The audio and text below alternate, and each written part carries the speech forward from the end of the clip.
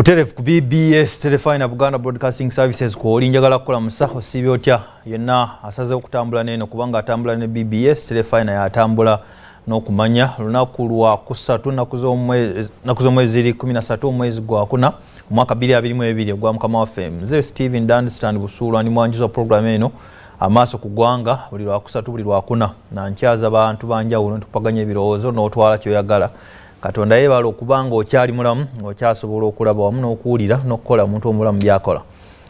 Okuva wano ku masengere tugamba nti leero ge mazaalibwa ga Ssaabasajja Kabaka wa Buganda Ronald Edward Frederick Kimera Mwenda Mutebi II ag'emyaka 67 tegakuziddwa nga bwe tugakuza bulijjo olw'okuba nti beene ali mu ggwanga lya German naye Katikkiro ategeezezza nti wanaakomerawo omwezi ogwa May enteekateeka zijja kukolebwa olunaku lubategeezebwe n'enteekateeka ez'okujjaguza emyaka egy'amazaalibwa ga Kabaka ag'enkaaga wangaala nnyo ayi Ssaabasajja ate olunaku lwajjo naffe twakuziza amazaalibwa gaffe wano ku Telefina ag'emyaka 6 years in the industry nga tufukamizza TV endala kubanga tekyegaanika tekiwakanibwa nti eno yekyakulembedde mu ndala yoga nnyo BBS Telefina sijja kulwisaayo Nsasira afunye ebizibu n'okusomozebwa okwenjawulo mu studio negatiddwako Mwami Paul Bukenya ono yayogerera akakiiko ak'ebyokulonda Electoral Commission nga tuzze okubaganya ebirowoozo ku nsonga ez'ebyokulonda n'enteekateeka eziggwa mu kkowe eryo eri akakiiko ka EC. Mwami Paul Bukenya okukulisa omwaka omukadde tetulabaganangako kujjako okubeera ku WhatsApp n'enkwaniza ku Telefina. Nange nkukulisa omwaka omukadde omwaka gwalimu emirimu emingi twakola nnyo emirimu wano Mukama yebala okutukuuma n'okutuyisa mu kiseera ekyo kibadde ekyokusomooza nnyo naddala ekimbe kya COVID-19 kuba nti mu kiseera kino kiri managed obukambwe obwo bwonna ne buba nga bwakendera ow'ekirwadde naye nga n'abatulaba nange mbalamusizza musibe mutano bassebo ne bannyabo ate era nange neegatta ku Buganda bonna mpozi ne ku Bannayuganda ne bonna abatwagaliza obulungi okukulisa kuyozayoza Ssaabasajja kutuuka ku myaka 67 egy'obuto Kama yebazibe nnyo olw'ekirabo eky'obulamu ne BBS Telefina emyaka 6 mu buweereza olugendo lubadde lulungi nnyo demu ebintu bingi nnyo era ebikoze ekyenjawulo nsanyuse nnyo okubeera wano okwogera ku nsonga ezigenda mu maaso ezikwatagana n'obuweereza bwetukola Bannayuganda era nsubira tugenda kuba n'ekiseera ekirungi nga mbategeeza ebigenda mu maaso n'engeri ki bw'ali eyo gy'oyinza okwetaba mu mulimu ogenda mu maaso ne gutambula bulungi. Alright, ye Paul Bukenya akakiiko ak'ebyokulonda weekali ono yakwogerera. Mwami Paul Bukenya kyakumpisiza leero kwogera ku nteekateeka zeetulaba ne zetuwulira ezigenda mu maaso gyebuvuddeko awo mwadde mu nteekateeka ey'okwekenneenya n'okukakasa ebyalo wamu n'emiruka bwemba ndi mutuufu mu ggwanga lyonna okwetoolera wamu. Enteekateeka eyo egendereddwamu kitwamala okulonda mu 2 twalonda eri mu January in fact kati ate muteekateeka biki kigendererwa ki? Tulina okulonda okutegekebwa ng'okulonda kulonda okutandikira ku mutendera ogw'ebyalo gwa wansi kwe tuyita lower local governments lower local governments nga tugenda okubeera n'okulonda okw'obukiiko obw'abakyala mu ggwanga lyonna butandikira ku kyalo ne bugenda waggulu paka ku kakiiko ak'eggwanga okulonda okwo kugenda kubeerawo mu mwaka guno ogw'2022 mwezi ogwa June wakati mu mwezi ogwa June n'ogwa August.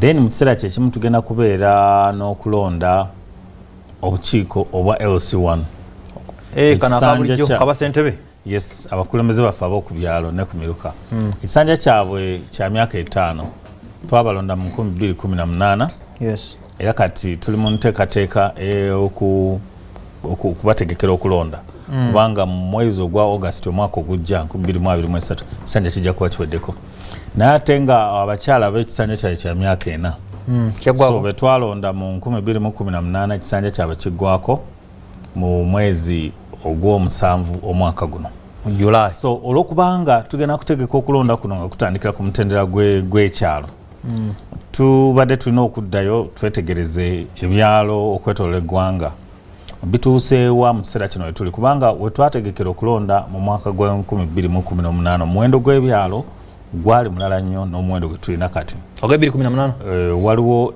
ebyalo ebyeze byeyongerako wetutuukidde mu 2022 wano wetuli kati nga tulina ebyalo emitwalo 7,512 nga kyawukanako ku byalo ebyali emitwalo 6,800 bye twali tulina mu 2018. So kiba kikwetaagisa okuddamu otunuulire ebyalo ebyo n'ate n'ekirala ekikulu ennyo bwe twategeka okulonda mu 2018 waliwo ebizibu bye twasanga bingi nnyo. Waaliwo enkayana ku byalo ebyalo ng'abamu baga nti kyalo kino tekyatekebwamu mu mateeka. Ne wabeerawo enkayana ku nsalo z'ebyalo. Waliwo enkayana ku mannya g'ebyalo ebimu n'emiruka.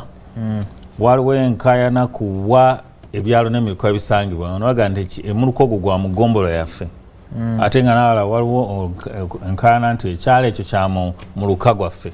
So ebintu ebyo byatuleetera okusomoza kw'amaanyi nnyo nga mwe mulina ebyalo ebyagambibwa okuba nti biri mu bifo ebikuumibwamu ebisolo malundiro oba ebibira wildlife reserves oba forest reserves.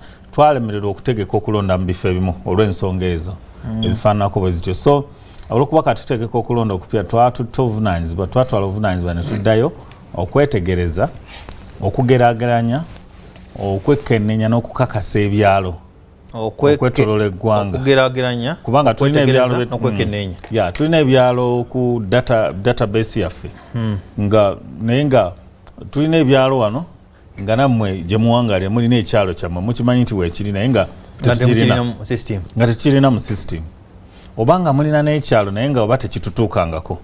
So twali tulina okutwala kye tulina tukigeraageranye ekiri ku ground. Then ebiriko ensonga tuzekkenenye zifaanana zitya ziva ku ki then ebiteredde obulungi tubikakase bibeere ku system. So ensonga ezo 3 ndowooza zifaanagana naye nga kyali kigendero. Omulimu ogwo twakukola mu mwezi ogwokusatu kubanga 17 paka nga 26 ogwokusatu ne tugumaliriza. Kati kye tukola mu kiseera kino twazizzaayo bye twakuŋŋaanya bye tulabye okubitimba. Era omulimu ogwo gwatandise nga 11 ku lunaku lwa bbalaza okubitimba ku magombolola.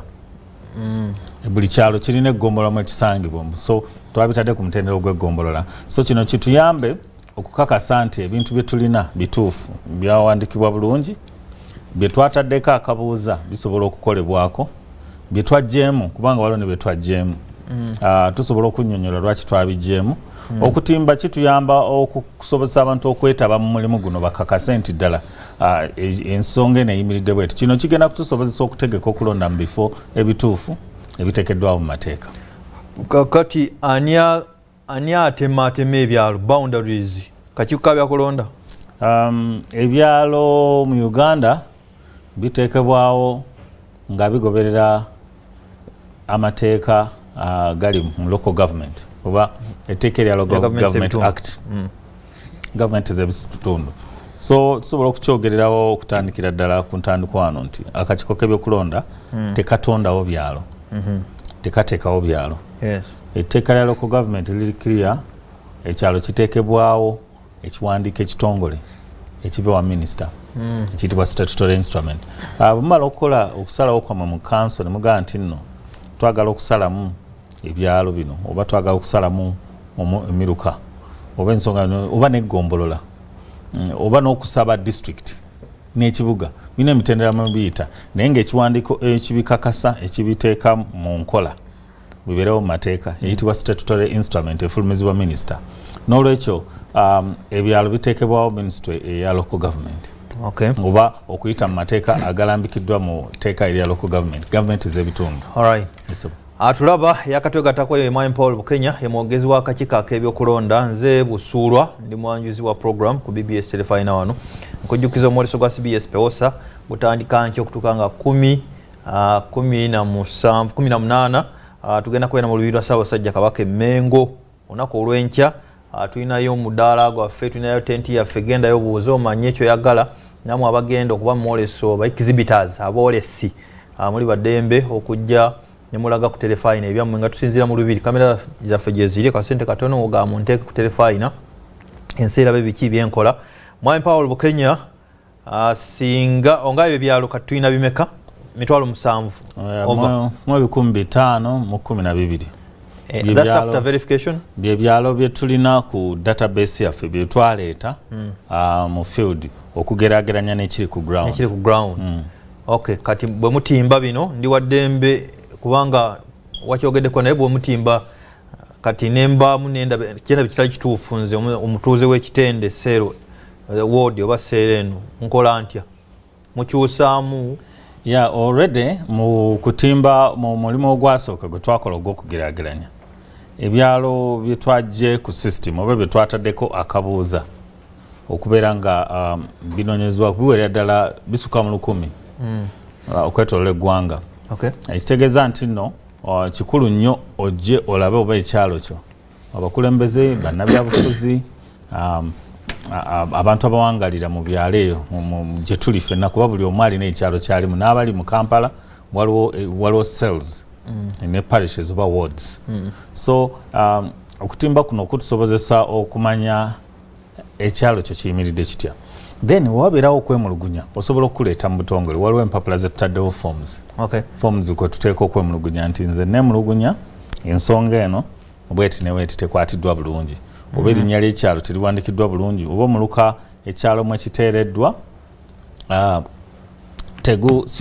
sigwe muntuufu oba ensonga endala yonna eyinza okubeera nga ekwata ku kyalo kyo kutondebwawo nze n'okujja n'ogaa nti kyalo kyo tekyatekebwawo mu mateeka ensonga ezo tuziteeka ku lupapula lwe twawadde abakozi baffe era nga abakozi baffe basangibwa ku magombolola ne ku divisions ez'ebibuga era nga omulimu guno oba gutambuliza ddala gujja genda paka ennaku z'omwezi 2 so osobola okwemulugunya bw'oba n'ensonga ddala ng'erimu eggumba kubanga tumanyi nti waliwo abantu abamu bateekawo ebyalo byabwe oluvannyuma lw'okulonda ne bagaa nti ate tukiriziganyiza nabivudde mu kulonda ne bagaa nti naffe twekutuddeko tukoze ekyalo ebyalo ebyo tetubimanyi kubanga tebiriwo mu mateeka so naye bw'oba nga ekyalo kyammwe kyateekebwawo mu mateeka ne kiyita mu mitendera egiragibwa mu nteeka ya local government then bwe kiba nga tekiri ku lukalala lwaffe tewali nsonga lwaki toleeta kwemulugunya okwo ne tulondola ensonga eno lwaki ekyalo kino tekiriiko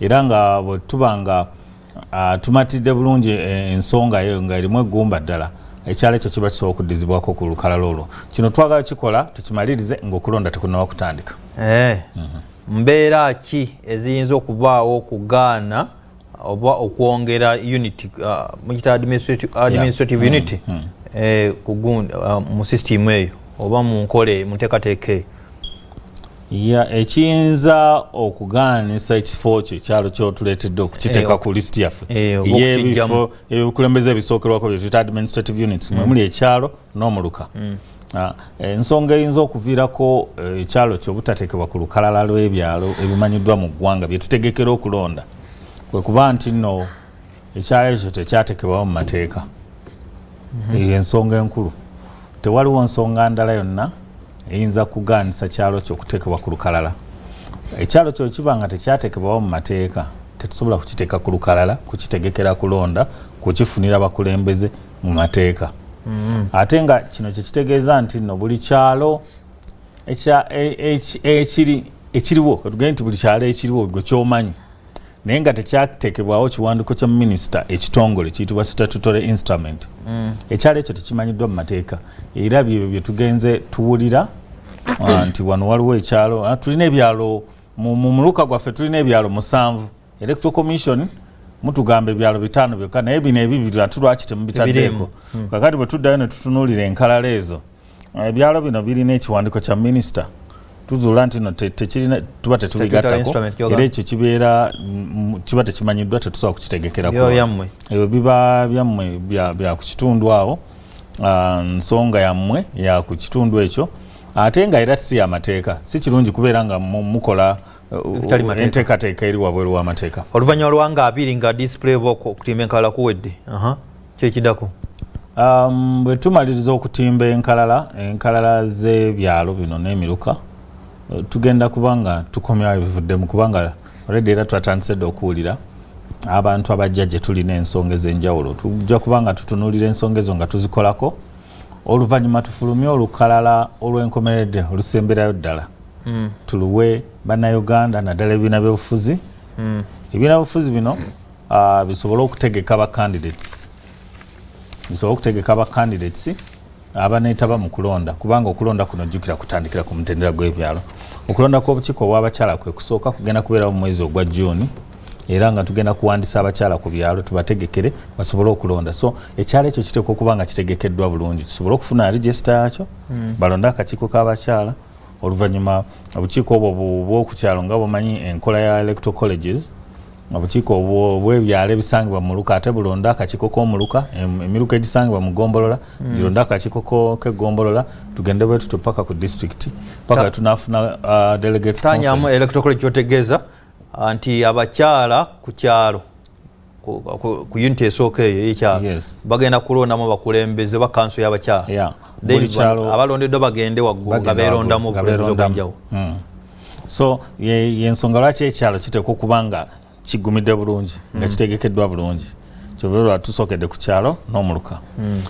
kuba bwe tutuuka okutegeka okulonda okw'obukiiko obw'abakyala okutandika mu mwezi ogw'omukaaga n'okuwandiisa tusooka na kuwandiisa tulina okuwandiisa abantu nga bali mu kyalo ekimanyiddwa mu mateeka abakyala ab'omu kitundu ekyo abakyala bonna okuva ku myaka 18 n'ogenda waggulu be bakola kanso y'omu kitundu ekyo abaagala okwetaba mu kulonda willing bwe bamala okutegekebwa ne bawandiikibwa be bajja okwetaba mu kusunsulamu n'okuleeta bacandidates n'okulonda oluvannyuma ebyalo ebiri mu Muluka bikuŋŋaana ne bironda akakiiko k'omuluka ate emiruka egiri mu Gombolola nagyo oluvannyuma lw'okulonda gikuŋŋaana ne gikola akakiiko k'Egombolola then amagombolola agali mu district nago ne gakola akakiiko ka district ne tweyongerako paka tufuna ba delegates abajja ku lukiiko lw'eggwanga okulonda akakiiko k'abakyala National Women Council Executive Committee. Akakiiko k'abakyala kabaako abantu bameka?